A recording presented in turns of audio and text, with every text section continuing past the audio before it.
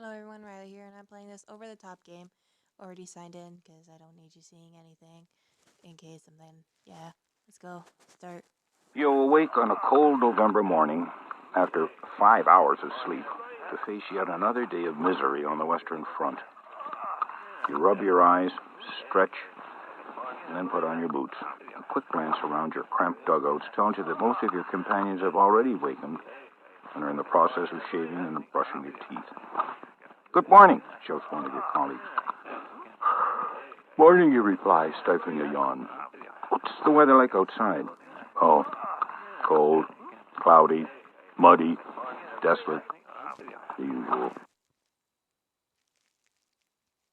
Just then, a tall, thin-looking man sticks his head inside your dugout. You'll recognize him as Lieutenant Jarvis, your platoon commander. "All right, you two. Get outside for stand two." Stand two. The daily routine of standing in the trenches half an hour before dawn waiting for a German attack. Of course, the Germans knew you were waiting for them, and so they never attacked this early in the morning. Still, it was a ritual which you and your companions had observed every day since you'd arrived in northern France 6 months ago. 6 months. Seems like it was just yesterday when you'd signed up at the recruiting office. You had decided to join the army because most of your friends had. Besides, at $1.10 a day, the pay was good. And, more importantly, the chance of traveling overseas was an opportunity not to be missed. But life in the trenches was not how you imagined it would be. Instead of marching gloriously into Germany, as the guy in the recruiting office had promised you, you found yourself stuck in the same muddy ditch since you arrived in France. There were no dashing cavalry charges, no cheers from grateful citizens, and no prizes to be won. Only the endless tedium of trench life with its mud-filled landscape, unburied bodies, and lice-ridden uniforms. Still, all this was mild compared to the nerve-wracking artillery fire. Pounded down on your position, often for days at a time. Trying to sleep in such conditions was nearly impossible. A man could go insane without the sleep. Mercifully, exhaustion from the daily grind of carrying duckboards to provide solid footing over the mud, laying barbed wire in no man's land, standing sentry duty, anxiously awaiting the German attack, overwhelmed even the most nervous man, falling into a profound, deep. In the 6 months since you arrived, so much had changed. Many of your buddies had been killed in action. You yourself had barely received a scratch, except for the time you cut your hand laying barbed wire. Embarrassing, perhaps, but not life-threatening.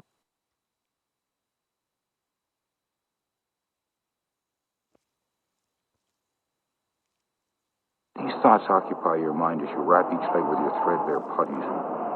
Donning your tunic, you strap on your webbing, flip your helmet on your head, and step outside the dugout. You stand atop the far steps of the trench with your rifle firmly clutched in your hands, all the while keeping your head well below the parapet. Meanwhile, Lieutenant Jarvis appears behind you, muttering his usual words of encouragement before heading off to inspect other members of his platoon. With dawn now breaking over a chilly, crisp day, the order is given to stand down, as it is clear the Germans are not going to attack.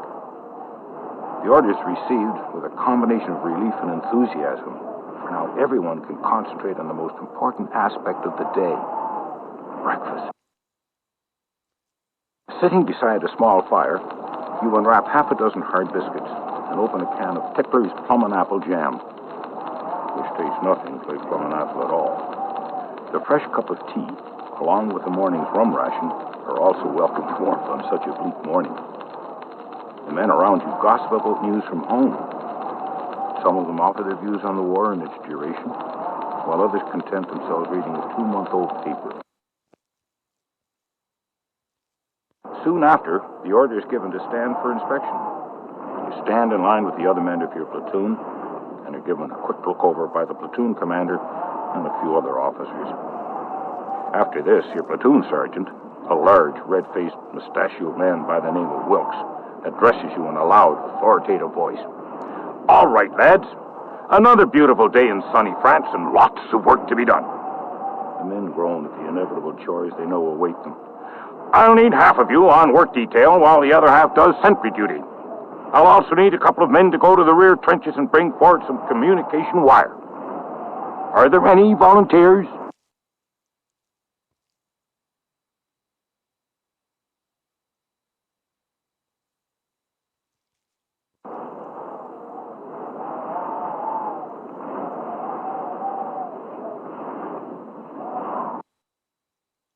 I don't think this one's gonna read. Okay,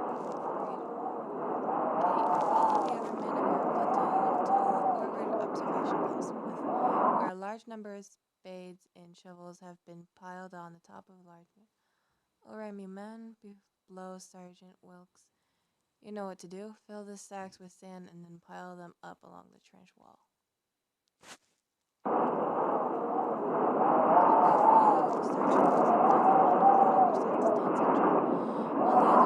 Begin the arduous task of filling sand bags. It is back-breaking work, and you are grateful to wait the following hour before it goes to the shovel. The work goes on nearly 15 minutes. While you stand along the fire step, scouting no man's land for any sign of an enemy.